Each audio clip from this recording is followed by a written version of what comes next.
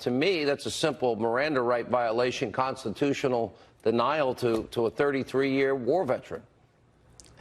That's one of the problems with it, Sean. What's especially egregious is that special counsel knew from at least as early as November 15th of 2017 that Mr. Comey had conducted this ambush interview of General Flynn and did not disclose that to the defense until 4 days before his guilty plea was reaffirmed in front of Judge Sullivan.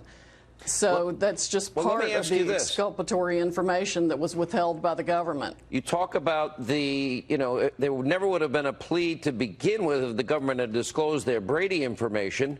What is this exculpatory information that you have? Why have they been unwilling to abide by that? And what does it mean in terms of bringing the case before the judge? Because, basically what you're saying is they have abused their power. And, the entire prosecution should be dismissed. That means the special counsel should be dismissed because of your words, egregious government misconduct. Yes, the prosecution of Mr. Flynn, particularly General Flynn, should be dismissed because of egregious government misconduct and their stunning Brady violations from the beginning of their tenure as special counsel through now. They are still withholding exculpatory evidence from us. The January 30th memo that Sarah just talked about, we don't have that yet. We only have like a 3-line summary of that statement.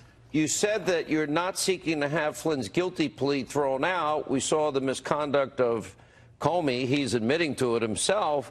And clearly, when he was told he didn't need an attorney when he did, I think that's straightforward. But you said you're not seeking to have the guilty plea thrown out. But my recollection is Sidney Powell, that in fact the FBI agents that interviewed him, they didn't think he was lying. And you talked about enormous amounts of pressure. I would assume that they were saying either you sign this, and now by this point he's bankrupt and selling his house. I assume they were saying stuff like, oh, let me guess, if you don't, we're going to go after your son who was in business with you. Well, we know that Mr. Mueller got a letter from Mr. Rosenstein that allowed him to target Michael Flynn Jr.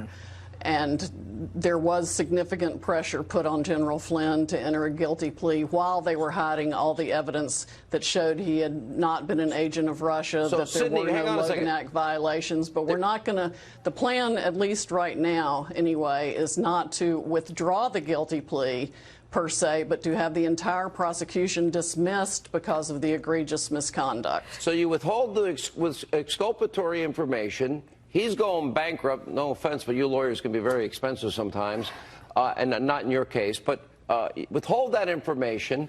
Then the agents that interviewed him didn't think he lied. You either say you lied or we're going after your kids. So I'm just guessing a soldier, a man of honor said, I'm not going to let my kid go down for something I didn't do. I'll dive on the sword. Why do I imagine that's the scenario that really unfolded? Well, when you put together the fact that Mr. Mueller got the letter authorizing him to target Michael Flynn Jr., and they had seized Michael Flynn Jr.'s computers and electronic devices and those things, it's not too hard to imagine that that might have happened. I don't want to speak now to things that are not a matter of public record, but stay tuned because more and more will become apparent as we proceed through the litigation. Sydney, I always ask people that when I'm interviewing them, if you can't tell me certain things, am I over the target? You sure know how to put somebody on the spot, Sean. I'm a professional. I've been doing this a while. But seriously, am I close? Oh, well, like I